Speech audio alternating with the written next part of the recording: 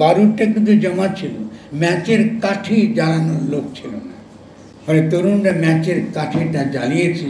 এটাও ঠিক নয় যে বাংলাদেশের এই গণ অভ্যুত্থানে তরুণরা সব কিছু করেছে, এই অহংকারটুকু আপনাদেরকে ত্যাগ করতে হবে। এবং বিএনপিরও অবদান আছে এই গণ অভ্যুত্থানে, জামাতে ইসলামের অবদান আছে। এখন জনশৃঙ্খলা রক্ষা করা একটা সবচেয়ে বড় একটা সংকট হয়ে দাঁড়িয়েছে। আপনারা সকলে একমত হবেন যে আমরা খুবই ইতিহাসের দিক থেকে খুবই গুরুত্বপূর্ণ সময় অতিবাহিত করছি, এবং এই ধরনের সভা, এই সময়ে যদি মূল প্রশ্নগুলোকে আমরা মোটামুটি ধরতে পারি, চিহ্নিত করতে পারি এবং পরস্পরের সঙ্গে মীমাংসা করবার জন্যে আমরা এটাকে সামনে নিয়ে আসতে পারি, এটা কিন্তু বিরাট অবদান রাজনৈতিক দিক থেকে। কেমন এই যে আমরা জন আকাঙ্ক্ষা কথাটা ব্যবহার করেছি, দেখেছেন না? জন আকাঙ্ক্ষা। আমি কেন বাংলার কথা বলি? কারণ বাংলাতে চিন্তা করতে শিখলে আমরা কিন্তু শক্তিশালী রাষ্ট্র গঠন করতে পারবো। যদি আমরা বাংলায় চিন্তা করতে না পারি তাহলে কিন্তু শক্তিশালী রাষ্ট্র আমরা গঠন করতে পারবো না। পৃথিবীতে কোনো জাতি নিজের ভাষায় চিন্তা করতে যদি সে সক্ষম না হয়, সে কিন্তু শক্তিশালী কোনো রাষ্ট্র সে গঠন করতে পারে না।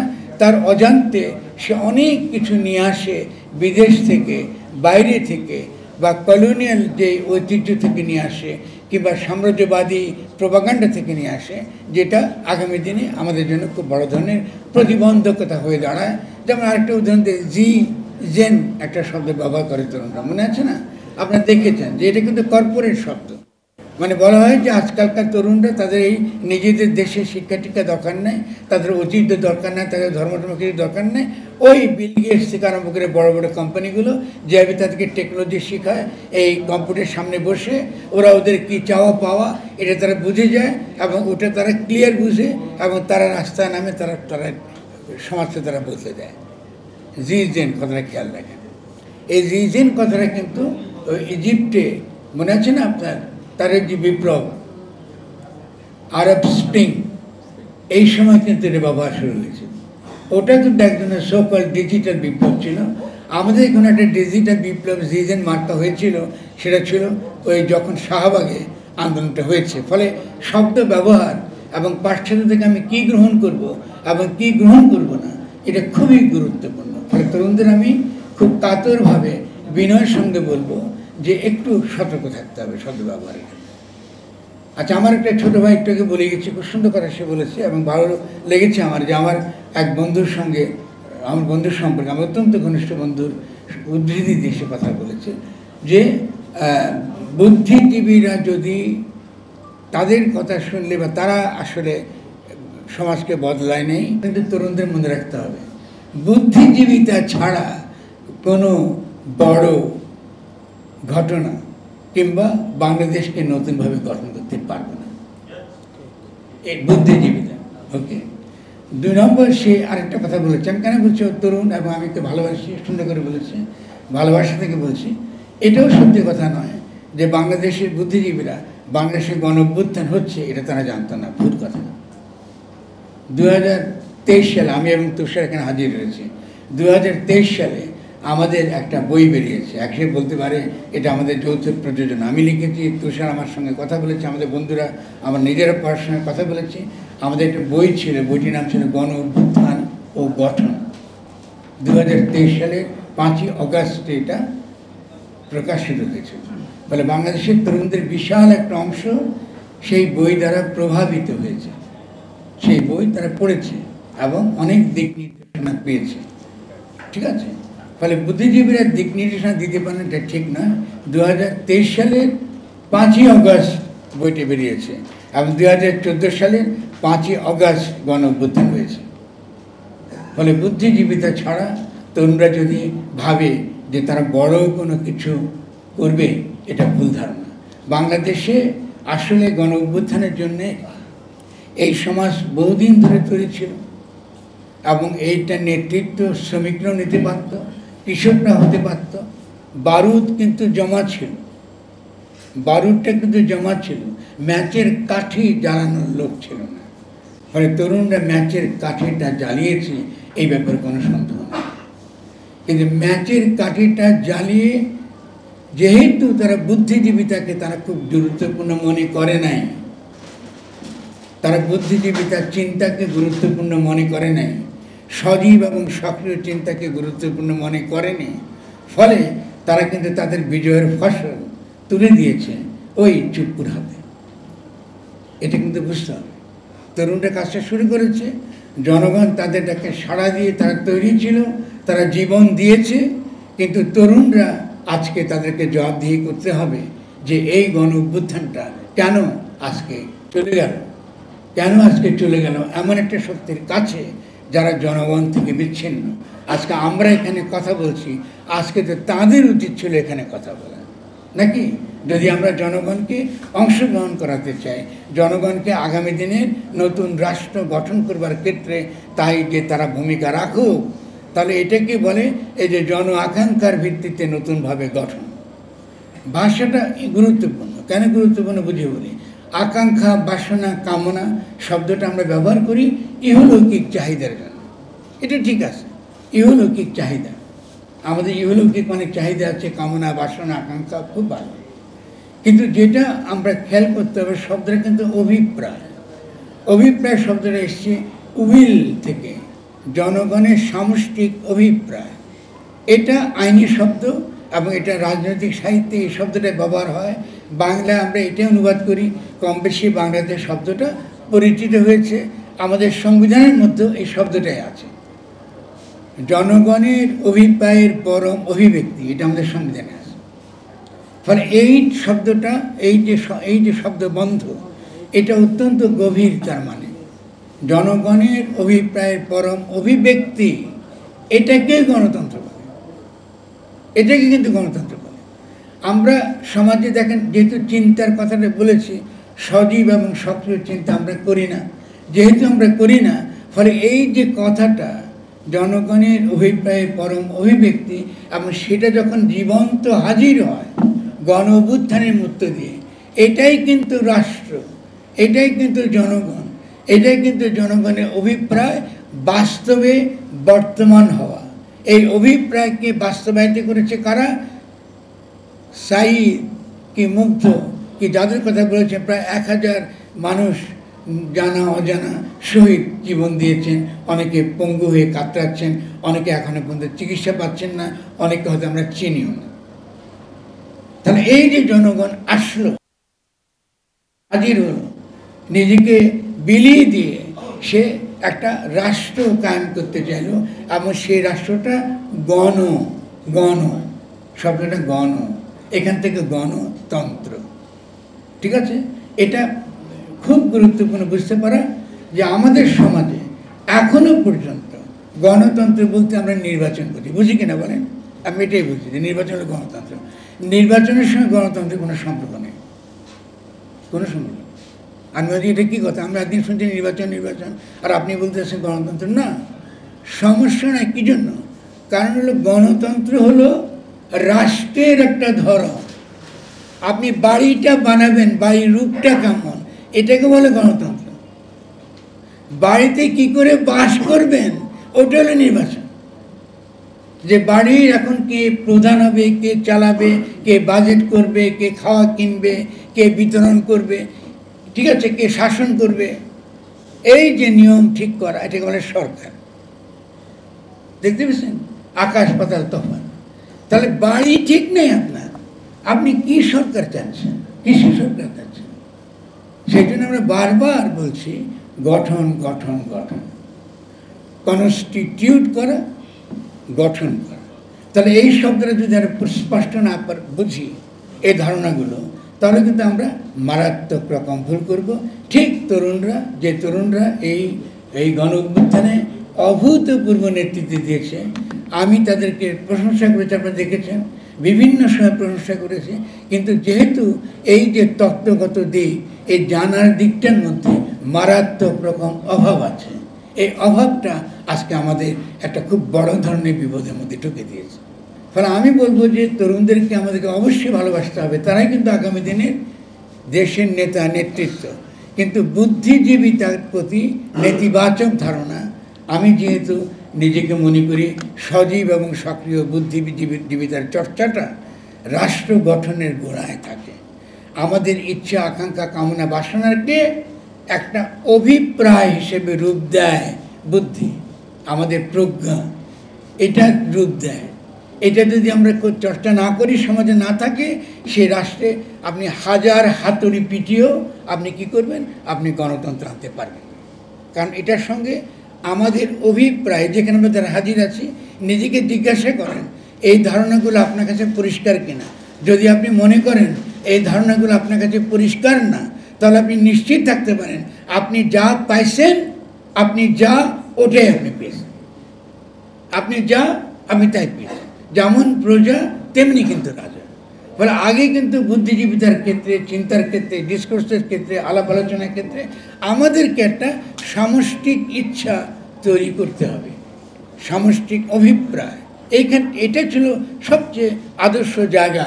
এই ধরনের সভাগুলোকে আদর্শ জায়গা বলে, যেখানে সামষ্টিক অভিপ্রায় তৈরি করে সমাজ। বাইরে থেকে কমিশন করে হয় না। বাইরে থেকে যখনই কমিশনের সিদ্ধান্ত নিয়েছে, সেদিনই বোঝা গিয়েছে এই রাষ্ট্র আপনাদের হাত থেকে চলে গিয়েছে বহুদূরে। আর তরুণরা এটা ধরতে পারবে না। 2-3 জন তরুণ উপদেষ্টা হতে পারেন, কিন্তু তরুণরা এটাকে দৌড়াইয়া ধরতে পারবেন না। এবং আপনারা এখন বিভক্ত তৈরি করবেন, নিজেদের মধ্যে ঝগড়া করবেন, একজন একজনের বিরুদ্ধে নিন্দা করবেন, আর পত্রিকা ছাপা হবে ত্রাণের টাকা কে কতটা মেরেছেন। আমি মনে করি তরুণদের কাছে আমাদের বিনয়ের সঙ্গে আবেদন, আপনারা বুদ্ধির জায়গায় ফিরে আসেন। যতটুকু বুদ্ধি আপনারা অর্জন করেছিলেন, আপনারা ততটুকু অর্জন করেছেন। এটাও ঠিক নয় যে বাংলাদেশের এই গণ অভ্যুত্থানে তরুণরা সব কিছু করেছে, এই অহংকারটুকু আপনাদেরকে ত্যাগ করতে হবে। যে ম্যাচের দরকার ছিল, আগুনটা জ্বালাবার দরকার ছিল, অভিমুখটা ঠিক করার দরকার ছিল, আগুনটা জ্বালাবার দরকার ছিল, তারা সে আগুন জ্বালাবার এই ঐতিহাসিক কাজটা কিন্তু তারা করেছেন। এটার জন্য সারা পৃথিবীর মানুষ আজকে তাদেরকে প্রশংসা করছে। কিন্তু ঠিক একইভাবে তারা যে রাষ্ট্রটা, তারা এই যে সরকারটা তারা আজকে আনলেন, তাদের জ্ঞানের অভাবের জন্য অন্য কোনো রাজনৈতিক কারণ থাকতে পারে, সেটা আমার কাছে বিবেচ্য নয়। আমি বুদ্ধিজীবীদের দিক থেকে বলছি, যদি হয়ে থাকে তাহলে এটা আপনাদের চিন্তার দুর্বলতা। কারণ আপনারা বুঝতে পারেন না যে গণ অভ্যুত্থানকে কখনোই পুরানা সংবিধানের ভেতরে ঢোকানো যায় না। আইনে পড়বেন, আপনি রাজনৈতিক সাহিত্যে যাবেন, বড় বড় বিভিন্ন দার্শনিকদের লেখা পড়বেন, তারা শুনলে অবাক হয়ে যাবে, গালে হাত দিয়ে বসে থাকবে, এই পোলাগুলো করলো কি, এই ছেলেরা করলো কি, তাদের হাতে যে সোনার হীরার খণ্ড, এটা তারা নিজেরা ফেলে দিল তার হাত থেকে। এটার জন্য কিন্তু আপনাদেরকে জবাবদিহি করতে হবে, কেন আপনি এটা করেছেন। ফলে তরুণ বলে আমাকে বলতেছে যে আমি বয়সে বারে নব্জ না, আমি বয়সকে কিছু মনে করি না, আমার চেয়ে বেশি তরুণ না আপনারা কেউ। কিন্তু প্রথম কথা আপনাদেরকে বুঝতে হবে যে তারুণ্য বয়সের সঙ্গে সম্পর্ক নাই, তারুণ্য চিন্তার সঙ্গে এখানে, এবং দূরদৃষ্টির সঙ্গে। জনগণকে যদি নিয়ে চলতে চান, জনগণকে নিয়ে অগ্রসর হতে হবে। জনগণের অভিপ্রায় গণতন্ত্র, এবং জনগণের অভিপ্রায়টা আমরা বিসর্জন দিয়ে এখন আমরা একটা উপদেষ্টা সরকার বানিয়েছি। এটা উচিত ছিল আমার ভাষা অন্তত অন্তর্বর্তীকালীন সরকার। বিপ্লব কথাটা আমি ব্যবহার করি নাই ভিন্ন কারণে। বিপ্লব বলে লোকে মনে করে আমরা বোধহয় বলশেবিক বিপ্লব করতে নামছি, না, এটা করতে নামি না। আমরা খুব সহজ, আমরা ব্যক্তির স্বাধীনতা, ব্যক্তির মর্যাদা, একেবারে সহজ জিনিস। একটা অর্থনীতি যেটা জনগণের অর্থনীতি, এমন একটা গণতন্ত্র যেখানে জনগণ অংশগ্রহণ করতে পারে, সরাসরি অংশগ্রহণ করতে পারে। আমাদের সংবিধানেও আছে, প্রশাসনের সকল স্তরে কি করবে, জনগণ অংশগ্রহণ করবে। তো এখন কি আমরা প্রশাসনের সর্বস্তরে অংশগ্রহণ করতে পারবো? এই সরকারের কথাই ধরুন, আপনি বিএনপির কথা বাদ দেন, আগামী কি সরকার আসবে এটা বাদ দেন, এই সরকার তো আপনি পারছেন না। এই সরকার এখনো পর্যন্ত কি আমাদেরকে বলেছে যে ভাই, এই যে সমাজের মধ্যে যারা একটু চিন্তা ভাবনা করে, যারা একটু আমাদেরকে সমালোচনা করে, বা এর আগেও শেখ হাসিনার বিরুদ্ধে লড়াই করেছে, ভিডিও করেছে, বিভিন্ন ক্যাম্পেইন চালিয়েছে, আপনারা সকলে জানেন। কেন আমান আছে এখানে, আমরা দেখেছি মাহমুদুর সাহেব আছেন, কি কনক সারোয়ার আছেন, কি পিনাকি আছেন। আপনারা তাকে পছন্দ করতে পারেন, না করতে পারেন, তারা কিন্তু জনগণের পক্ষে কথা বলে গিয়েছে। তো এইসব একবারে বলেছে। আচ্ছা, এদের কথা একটু শুনি, যাদের আন্দোলনের ফলে, যাদের প্রোপাগান্ডার ফলে, যাদের বিভিন্ন রকম প্রচারের ফলে আমরা এই জায়গায় এসেছি। তারা কী কী বললেন? তারা বললেন, তরুণদেরকে বললেন, এই তোমাদের জন্য আমরা ক্ষমতায় এসেছি। ওদের জন্য এসছেন না, এটার জন্য আসেন না, জনগণের জন্য এসছেন। তাহলে জনগণ কথাটা অত্যন্ত গুরুত্বপূর্ণ। আমি নিশ্চিত আমাদের যারা তরুণ তারা এই ব্যাপারটা খুব ভালো করে বুঝবে যে তারুণ্য এক জিনিস আর জনগণ আলাদা। জনগণ একটা রাজনৈতিক পরিভাষা, আর তারুণ্য হলো কর্তা। তারুণ্য ইতিহাসের কর্তা, আর জনগণ হলো সেই বিশেষ উপাদান যাদেরকে আমরা রাষ্ট্র গঠনের প্রত্যেকটা স্তরে যখন তাদেরকে আমরা চেষ্টা করব এবং তাদেরকে আমরা নিয়ে সেখানে বিভিন্ন এই ছোটো ছোটো এই ধরনের সবার মধ্যে এটাকে বলে গঠনতান্ত্রিক কাউন্সিল, গঠনতন্ত্র নিয়ে আলাপ আলোচনা তর্ক বিতর্কের জন্য, তখনই কিন্তু আমরা একটা নতুন গণতান্ত্রিক রাষ্ট্রের একটা উদ্ভব আমরা কিন্তু ঘটাতে পারব। ফলে এই দুটা খুব গুরুত্বপূর্ণ। দেখেন, শুধুমাত্র ভাষা আমাদেরকে কত পরিমাণ পিচ্ছিল জায়গায় আমাদেরকে নিয়ে যেতে পারে। তৃতীয় জিনিসটা হচ্ছে যে এই গণ অভ্যুত্থান কিন্তু সমাপ্ত করেছে সাধারণ সৈনিকেরা, জেনারেলরা নয়, সাধারণ সৈনিকেরা। সাধারণ সৈনিকেরা যখন বলেছে আমরা আর গুলি করব না, কারণ তারা একটা শ্রমিকেরই সন্তান, তারা একটা কৃষকেরই সন্তান, তারা একটা গরিব বাপের মায়েরই সন্তান। সে দেখতে পাচ্ছে তার সন্তানকে এ রাষ্ট্র হত্যা করছে, ও কিন্তু অস্বীকার করছে গুলি করছে। ফলে ওই সৈনিকটার কথা কিন্তু মনে রাখবেন। ফলে ভাববেন না এটা শুধু ছাত্র জনতার গণ অভ্যুত্থান হয়েছে, এটা কিন্তু ভুল। যদি আমরা এটা মনে রাখি তাহলে আমরা বুঝবো যে এই যে আজকে সেনাবাহিনীর যে ম্যাজিস্ট্রেসি হয়েছে এটা 2 মাসের জন্য, কিন্তু সেনাবাহিনীকে ম্যাজিস্ট্রেসি দেওয়াটা আমরা যদি দেখি, আমরা যদি জনগণের দিক থেকে দেখি, এটা কিন্তু খুব ভালো না। যেটা তুষার খুব সুন্দর করে বলেছে, এটা খুব ভালো লক্ষণ না। ফলে আমরা এই ম্যাজিস্ট্রেসি চাইনি। আমরা চেয়েছিলাম কি, আমরা চেয়েছি পুলিশকে রিফর্ম করা, পুলিশকে ফিরিয়ে আনা। পুলিশ যদি ফিরে না আসে তাহলে উচিত ছিল খুব দ্রুত বেগে পুলিশকে পলাতক ঘোষণা করা। পুলিশকে কেন পলাতক ঘোষণা করা হলো না? না হওয়ার কারণ খুব সিম্পল, কারণ যে কোনো কারণে হোক না কেন হয়তো তারা আমাদেরকে প্রমাণ করতে পারবেন না শেখ হাসিনা আমলে যারা পুলিশ ছিল তারা প্রত্যেকে বাংলাদেশের পুলিশ ছিল কিনা, নয় গেলে কোথায়। 2 নম্বর কারণ হচ্ছে, যখন পুলিশ অতীতে দুর্নীতির কথা বলেছেন আমরা, পুলিশ এর আগে মাসে 2, 3, 4 মেলা 50 লক্ষ টাকা তারা কামাতো। তো আপনার এই ছোটো চাকরির জন্য ফিরে আসবে নাকি বিপ্লবের পরে?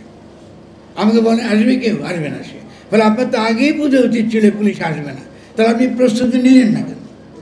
আপনি কেন প্রস্তুতি নিলেন না আইন শৃঙ্খলা রক্ষাকে, থানাগুলোকে রক্ষা করা, বা সেই ক্ষেত্রে পুলিশ আপনার কী ভূমিকা রাখবে? এখন জনশৃঙ্খলা রক্ষা করাটা একটা সবচেয়ে বড় একটা সংকট হয়ে দাঁড়িয়েছে। এই জন্য বারবার বলা হয় বিপ্লব কিন্তু ডিনার পার্টি না। ফলে তরুণরা ভেবেছিল বিপ্লব ডিনার পার্টি, এটা ডিনার পার্টি না। ফলে আমাদেরকে মনে হয় এই বাস্তবতা আমাদের ফিরে আসতে হবে, আমাদেরকে হুঁশে ফিরে আসতে হবে। তো এই কথাগুলো বলার পরে আমি আগামী দিনে কিছু গুরুত্বপূর্ণ বিষয় আপনাদেরকে অল্প অল্প করে ব্যাখ্যা করবো, যেটা আমাদের করা দরকার। কিন্তু এখন আমরা গণ অভ্যুত্থানের মধ্যে দিয়ে যে কাজটা করতে পারতাম সহজে, এখন এই কাজটা আমাদের অনেক কঠিনভাবে করতে হবে। তবুও তো কাজ শুরু করতে হবে আমাদেরকে। আপনারা জানেন যে আমার সংবিধান ও গণতন্ত্র পড়েছেন, এবং তুষার সাক্ষী, সে বলেছে খুব সুন্দরভাবে, সে তার বক্তব্যটা বলেছে, আমরা দীর্ঘকাল ধরেই বাংলাদেশের সংকটটা কী করে সংবিধানের মধ্যে রয়ে গেছে, এবং এটাকে সমাধানের জন্য এটা কী করে রাজনৈতিকভাবে এটাকে সমাধান করতে হয়, এই নিয়ে আমরা কথা বলেছি। এখন আমি ওই বিষয়টা সম্পর্কে, রাজনীতি এবং আইন, এই দুয়ের সম্পর্ক নিয়ে কিছু কথা বলবো। আশা করি এটা আমাদের আগামী দিনের বাংলাদেশকে গড়ে তোলার ক্ষেত্রে, বা আগামী দিনের লড়াইকে আমরা কোন দিকে নেব, কিভাবে সংগঠিত হব, সে সম্পর্কে ধারণা নেবে। আমাদেরকে পরিষ্কার হতে হবে সকলকে যে জনগণ কথাটা রাজনৈতিক। জনগণ কথাটা জাস্ট আমরা একসঙ্গে বিমূর্তভাবে এটা একটা বালুর বস্তা কি আলুর বস্তা এরকম কিছু না। জনগণ মানে তারাই যারা ফ্যাসিস্ট শক্তির বিরুদ্ধে লড়াই করেছে এবং হাজির রয়েছে, এটা হলো জনগণ। এখন দেখেন তর্কটা কীভাবে করে। আচ্ছা, আওয়ামী লীগের কি এখন আগামী দিনে নির্বাচন করার অধিকার আছে? এটা কুতর্ক না, আমি এর উত্তর দেবো না, এটা কুতর্ক। এই প্রশ্নটা তোলার ধরনটা ভালো না। বারণটাই মূল প্রশ্নকে অ্যাভয়েড করে। কেন করি আমরা এই প্রশ্ন? কারণ জনগণ কি এটা পরিষ্কার না আমার কাছে। অবশ্যই কোনো ফ্যাসিস্টের, যেহেতু লড়াইটা ফ্যাসিবাদের বিরুদ্ধে, ফ্যাসিস্ট শক্তির বিরুদ্ধে, অবশ্যই কোনো ফ্যাসিস্টের নির্বাচনে অংশগ্রহণের কোনো অধিকার নেই। আপনাকে আরেকবার কি ফ্যাসিস্ট রাষ্ট্র চান? যদি না চান তাহলে আওয়ামী লীগ কেন? ফ্যাসিবাদ কি আর অন্য দলে নাই? ফ্যাসিবাদ কি আমাদের মধ্যেও নেই? আমাদের মধ্যেও আছে এবং সমাজের মধ্যে আছে, বিপুলভাবে আছে। তাহলে নিঃসন্দেহে আমাদেরকে বলতে হবে যে জনগণ কথাটা সুস্পষ্টভাবে, যারা ফ্যাসিবাদ বিরোধী, যারা ফ্যাসিস্ট শক্তি বিরোধী এবং যারা অন্যের কোনো মত সহ্য করে না, যারা নিজের মতকে একমাত্র সহি বলে মনে করে, নিজের পরিচয়কে একমাত্র সহি বলে মনে করে এবং অন্যের উপর চাপিয়ে দেয়, এরা যেই নামে হোক না কেন, এটা সেকুলার হোক কি ইসলামিক হোক কি আওয়ামী হোক বা যেই নামেই হোক, এটাকে বলে ফ্যাসিজম এবং এরাই হলো ফ্যাসিস্ট শক্তি। এরাই কিন্তু মব জাস্টিস করে। মব জাস্টিস হাওয়া থেকে হয় না, মব জাস্টিস করে কারণ ফ্যাসিবাদ সমাজে হাজির রয়েছে। ফ্যাসিবাদ সমাজে হাজির হয়েছে বলেই মাজার ভাঙা হয় ধর্মের নামে। ফলে আমাদেরকে পরিষ্কার বলতে হবে যে লড়াইটা কিন্তু কোনো রাজনৈতিক দলের বিপক্ষে না। কোনো রাজনৈতিক দল সম্পর্কে যখন আমরা মন্তব্য করব, এটা অত্যন্ত অন্যায় করব। কেন? রাজনৈতিক দল করার অধিকার সকলের আছে এবং বিএনপিরও অবদান আছে এই গণঅভ্যুত্থানে, জামাতে ইসলামের অবদান আছে গণঅভ্যুত্থানে, আমরা জানি, আপনি জানেন। কিন্তু তারা সেই অবদানটা রেখেছে জনগণ হিসেবে। তারা যতক্ষণ তারা জনগণ হিসেবে অবদান রাখবেন, জনগণ হিসেবে আগামী দিনে বাংলাদেশকে গঠন করার ক্ষেত্রে তারা ভূমিকা রাখবেন, ততক্ষণ পর্যন্ত তারাও কিন্তু ক্ষমতা আছে। এখন এই ক্ষমতাকে ফর্মালি করার কি পদ্ধতি? এটা তো আমি মুখে বললাম, তো মুখে বলে তো জামাত শুনবে না, বিএনপি শুনবে না, এটা পদ্ধতি কি? এর অনেক পদ্ধতি আছে সাংগঠনিকভাবে বা এই আপনি বলতে পারেন ইভেন আইনিভাবেও। কীরকম সেটা? সেটা হলে আমরা অতি সহজে একটা রিকনসিলিয়েশন এবং রিকনস্ট্রাকশন কাউন্সিল করতে পারতাম। সেখানে দলগুলোকে বোঝাতে পারতাম আমাদের এখনকার কাজ, তরুণরাই বোঝাতে পারতাম তাদের সঙ্গে বিরোধিতা না করে। আমাদের এখনকার কাজ হচ্ছে নতুনভাবে রাষ্ট্র গঠন। তো নতুনভাবে রাষ্ট্র গঠন করতে হলে আমাদের কিছু সময় লাগবে। এই সময়টা আসেন আমরা জনগণের কাছে যাই, আপনারাও জনগণের কাছে যান। আমরা জেলায় জেলায় যাই, উপজেলায় উপজেলায় যাই, সেখানে গিয়ে আমরা আলোচনা করি আমরা কি করব, আমরা কি করে বাংলাদেশটা কেমন লাগবে, আমাদের যার মনে কি আছে সে বলুক এবং তার কথাগুলো আমরা সারমর্মে বিভিন্নভাবে আমরা সামনে নিয়ে আসি। সেখান থেকে আমরা একটা ন্যাশনাল গঠনতান্ত্রিক কাউন্সিলে পাঠাই, তারা সেটাকে একটা খসড়া গঠনতন্ত্র প্রণয়ন করুন এবং সেটা তারা একটা গণপরিষদ নির্বাচনের মাধ্যমে সে গণপরিষদে তারা এটা হাজির করুক এবং গণপরিষদ সেটাকে সকলের ভোটের মাধ্যমে আপনার বা সংখ্যাগরিষ্ঠ ভোটের মাধ্যমে এটাকে পাশ করে নিয়ে এসে একটা রেফারেন্ডামের মাধ্যমে একটা গঠনতন্ত্র প্রণয়ন করুক। এই যে আমি এক নিঃশ্বাসে কথা বললাম, এটা কিন্তু অনেকটা হলো ম্যানুয়ালের মতন, পৃথিবীর সব দেশে এটা জানে, সবাই জানে এভাবে হয়। গণপরিষদের মধ্য দিয়ে, গণপরিষদ নির্বাচনের মধ্য দিয়ে একটা রাষ্ট্র গঠিত হয় আর সংসদের নির্বাচনের মাধ্যমে সরকার নির্বাচিত হয়। তাহলে রাষ্ট্র এবং সরকার এক না। কিন্তু আমরা যদি এখানে বসে জিজ্ঞাসা করি, আমাদের অধিকাংশই জানি না রাষ্ট্র আর সরকার এক না। হয়তো রাজনৈতিক দলগুলোও জানে না রাষ্ট্র এবং সরকার এক না। তাহলে নির্বাচনে তো রাজনৈতিক দলগুলো অবশ্যই থাকবে। তো তারা গণপরিষদ নির্বাচনে আসুক এবং এসে বলুক তারা কী ধরনের রাষ্ট্র চায়। তাহলে তাদেরকে তো আপনাকে আনতে হবে। আপনি জনগণ যখন বলেন তখন তো তাদেরও তো অধিকার আছে, তারা তো জনগণের প্রতিনিধিত্ব করে। আপনি তাদেরকে বাদ দিয়ে আপনি শুধুমাত্র উপর থেকে কিছু কমিশন চাপিয়ে দেবেন, তাহলে রাজনৈতিক দলগুলো এটা মানবে কেন বলুন? ফলে তারা কিন্তু বিরোধিতা করছে। এই বিরোধিতা কিন্তু কোনো দরকার ছিল না। এটা কিন্তু অতি সহজে আলাপ আলোচনার মাধ্যমে পাবলিকলি কিন্তু সমাধান করা যেত সহজে। এবং আপনি দেখেছেন যে আপনি এর আগে এই যে রহমান এর আগে একরকম বক্তব্য দিয়েছেন, তার শেষ বক্তব্য শুনুন, তিনি খুব সুন্দর করে বলেছেন যে এটা তো জনগণ এনেছে, জনগণের সরকার, তো এই সরকার আমরা সমর্থন করবো। তো এতটুকু তো পেয়েছেন তার কাছে, তো বাকিটুকু পাওয়ার জন্য তো তাকে কথা বলতে হবে তার সঙ্গে। আপনার তো দেশ থেকে বাইরে কেউ নন, আপনি তো ফেরেশতা নেমে আসেন নাই, তাহলে কেন কথা বলবেন না? আপনারা কীভাবে করবেন?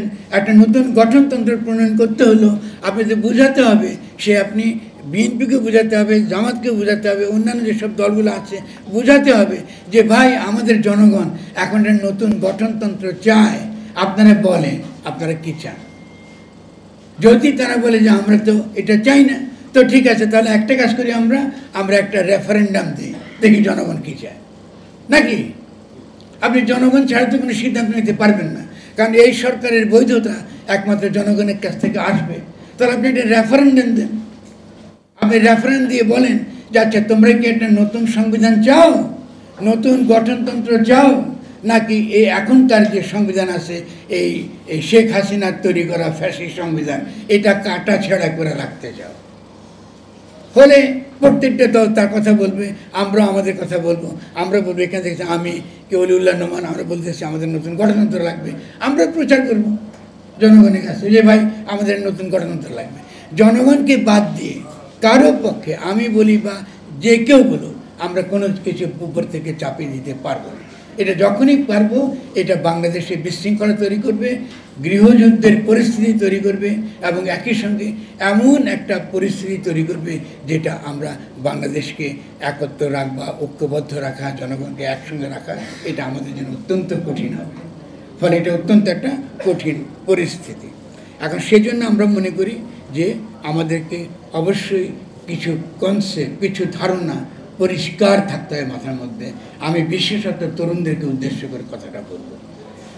জনগোষ্ঠী কথাটার পরে পরবর্তী যে ধারণাটা অত্যন্ত গুরুত্বপূর্ণ সেটাকে বলা হয় রাজনৈতিক জনগোষ্ঠী। এটা পলিটিক্যাল কমিউনিটি। কেন এটা গুরুত্বপূর্ণ? কারণ 72 সালে আমরা একটা পলিটিক্যাল কমিউনিটি হিসেবে আমাদেরকে গঠিত হতে, নিজেদেরকে নিজেরা গঠন করতে দেওয়া হয় নাই। 72 সালের সংবিধান উপর থেকে চাপিয়ে দেওয়া, যারা পাকিস্তানের সংবিধান লিখবার কথা তারা এসে বলেন আমরা তোমাদের সংবিধান লিখে দেব। তারাও লেখে নাই, এটা লিখেছেন কামাল হোসেন, ভালো মানুষ, এর বিরুদ্ধে কোনো অভিযোগ নাই। কোনো দেশের সংবিধান কোনো ব্যক্তি কি লেখে? ভাই আমি একটু বুঝে বলেন, কোনো ব্যক্তি লেখে? খসড়া করে, এটা তো জনগণ করে। তো এই যে এতটা বছর আপনারা ব্যক্তির লেখা সংবিধান, উনি নিজেও বলে কামাল হোসেন আমাদের সংবিধান প্রণেতা, আপনারা বলেন না? এটা তো উনাকেও ছোটো করা। এটা কামাল হোসেন বেচারা, উনাকেও তো ছোটো করা। উনি তো লেখেন, উনি লিখে দিয়েছে খসড়া আনিসুজ্জামান সাহেব বাংলা করছে, আর আপনারা বলছেন এটা পবিত্র সংবিধান। এটা কী করে পবিত্র হলো? এটা কি কোরআন শরীফ? তাহলে এই যে সমস্যাগুলো রয়ে গেছে দেখুন, এই যে দেখেন রাজনৈতিক জনগোষ্ঠী কথাটা না বোঝার ফলে, রাজনৈতিক জনগোষ্ঠী না বোঝার ফলে আমরা কি বলি, আমরা কে হয়ে যায় বাংলাদেশি, কে হয়ে যায় বাঙালি, কে হয়ে যায় মুসলমান, কে হয়ে যায় হিন্দু, কে হয়ে যায় নারী, কে হয়ে যায় পুরুষ, কে হয়ে যায় ট্রান্সজেন্ডার, হয়ে যায় না? কিন্তু আমরা তো সকলে এক, আমরা তো একই জনগোষ্ঠীর অন্তর্গত। এটা পলিটিক্যাল ইনস্টিটিউশন, রাষ্ট্র একটা রাজনৈতিক প্রতিষ্ঠান। সেখানে তো জাতিবাদের স্থান নাই, সেখানে পরিচয়বাদের স্থান নাই। আমার যে অধিকার আপনারও সে অধিকার। আপনি বাঙালি হতে পারেন, আপনি ইসলামপন্থী হতে পারেন, আপনি ভিন্ন একটা মতাদর্শের হতে পারেন, কেউ নাস্তিক হতে পারে, কিন্তু সকলে সে রাজনৈতিক জনগোষ্ঠীর অন্তর্গত। এই হলো রাজনৈতিক জনগোষ্ঠীর কথাটার মানে। ফলে জাতিবাদ থেকে মুক্ত হওয়া, ফ্যাসিবাদ থেকে মুক্ত হওয়ার জন্য, সকল প্রকার বিশৃঙ্খলা অনৈক্য থেকে মুক্তি হওয়ার জন্য জনগণকে এই ধারণাটা আপনাকে দিতে হবে যে তোমরা একটা রাজনৈতিক জনগোষ্ঠীর অন্তর্গত। সেই রাজনৈতিক জনগোষ্ঠীর রাজনৈতিক নাম হলো বাংলাদেশ। এই হলো কথা। যদি আপনি এটা করতে না পারেন তাহলে বিভক্তি বাড়বে সমাজের মধ্যে। বলে এই আমি কেন হলাম না, আমার এই হলো পরিচয়, এটার একমাত্র পরিচয়। বাংলাদেশে 95% মুসলমান, ফলে এটা তাদেরই রাষ্ট্র হতে হবে, ওই হিন্দুত্ববাদীর মতন এখান থেকে হিন্দুদের তাড়িয়ে দিতে হবে। এটা বলবেন না আপনি? এটা তো বলতেছেন। যখন আপনি বলেন এই দেশে 95% মুসলমান, এটার অর্থ কী? এটা তো ফ্যাসিজমের ভাষা। হলে তো কী হচ্ছে তাতে? তার মধ্যে অন্য কেউ থাকবে না, অন্য কোনো ধর্ম থাকবে না, সকলে থাকবে। এই জন্য রাজনৈতিক পরিভাষাটা হচ্ছে রাজনৈতিক জনগোষ্ঠী। দয়া করে এই ব্যাপারগুলো খুব গুরুত্বপূর্ণ, আমাদেরকে মনে রাখতে হবে। এখন ধরুন এই যে ঢুকে গেল গণ অভ্যুত্থানটা, আমরা তরুণরা ঢুকে ফেলো কিসের মধ্যে? এই শেখ হাসিনার ফ্যাসিস্ট সংবিধানের মধ্যে। আমরা শপথ করলাম ওটার মধ্যে। এখন আপনাকে এই সরকারের কোনো এই যে বৈধতা, আমি তো প্রথম থেকে বলেছি তাদের বৈধতা নাই। বৈধতা তাদেরকে এখন কোথা থেকে প্রমাণ করতে হবে? সংবিধানের ভিতর থেকে প্রমাণ করতে হবে। খেয়াল করেন কী সমস্যা কী করছে এখন। সংবিধানের ভিতর থেকে কেমনি করবেন? নাই তো, নাই। তা আপনি কী করে করবেন? আপনি কি গায়ে জোরে করবেন? আমরা বসে আছি, দেখি দেখান কেমনি করবেন।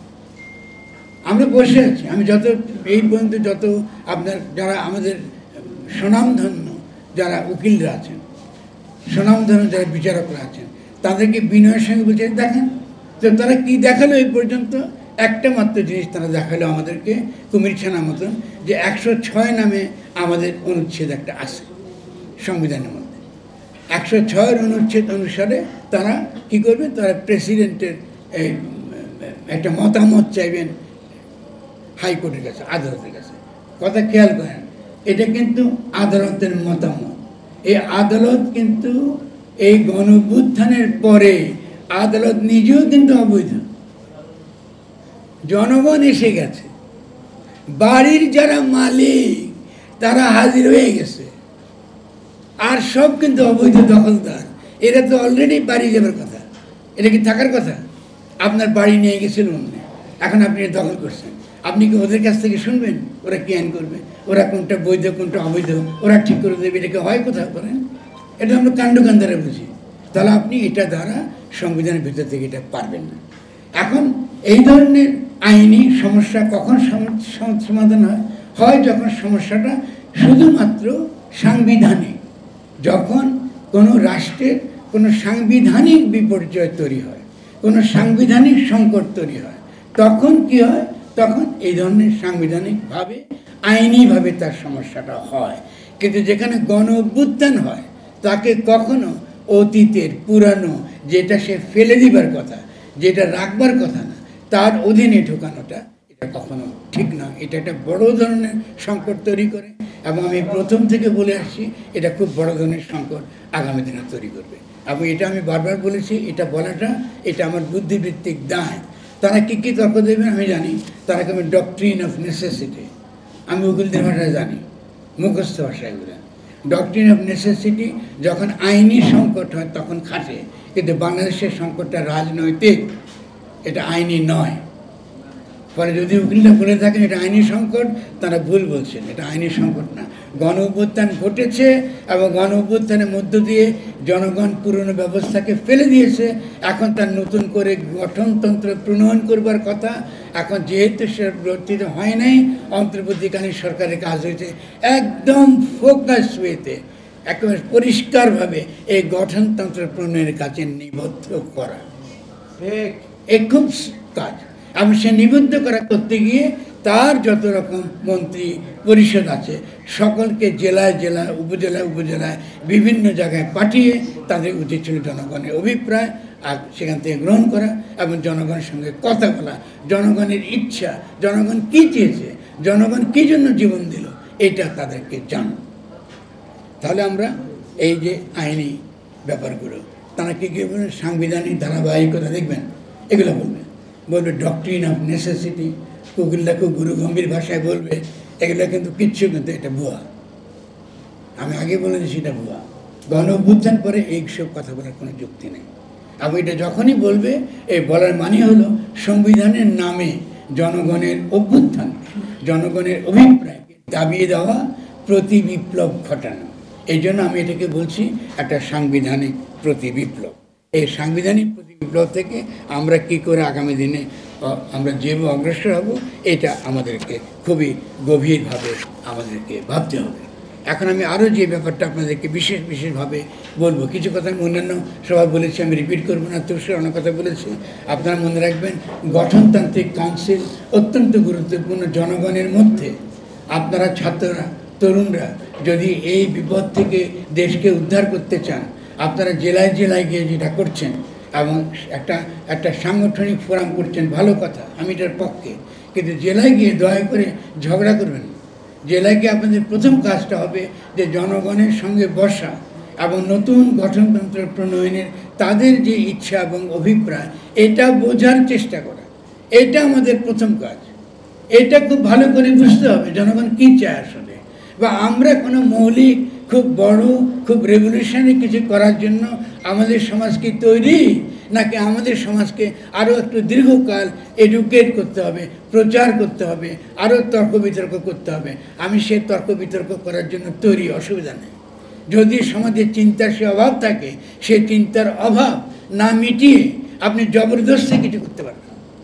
আপনার গণ অভ্যুত্থান ও গঠন বা সংবিধান ও গণতন্ত্র এগুলো আমরা লিখেছি বলে আজকে আপনারা সব টেলিভিশনের লোকজন আমার সামনে এসে কথা শুনছেন, আমি কিছু কথা বলতে পারছি। আমাকে তো গত প্রায় 17 থেকে 20 বছর কথা বলতে দেওয়া হয় নাই, আমাকে তো কথা বলতে দেওয়া হয়নি। তাহলে কথা বলতে দিন। এই যে কথা বলার যতটুকু অধিকার আমরা পেয়েছি আপনাদের কাছে পৌঁছাবার, এটা যদি স্থির থাকে, এটাও যদি থাকে, আমি সন্তুষ্ট। যেটা তুষার খুব সুন্দর বলেছে, আমরা অলরেডি এম্পাওয়ার। রাষ্ট্র গঠন করতে পারি নাই, কপাল চাপড়াবো, আল্লাহর কাছে দুঃখ করে বলবো কী অপরাধ করেছিলাম, এতগুলো ছেলে জীবন দিয়েছে, কী অপরাধ করেছিলাম যে তুমি একটা নতুন রাষ্ট্র গঠনের একটা ব্যবস্থা আমাকে তৈরি করো না।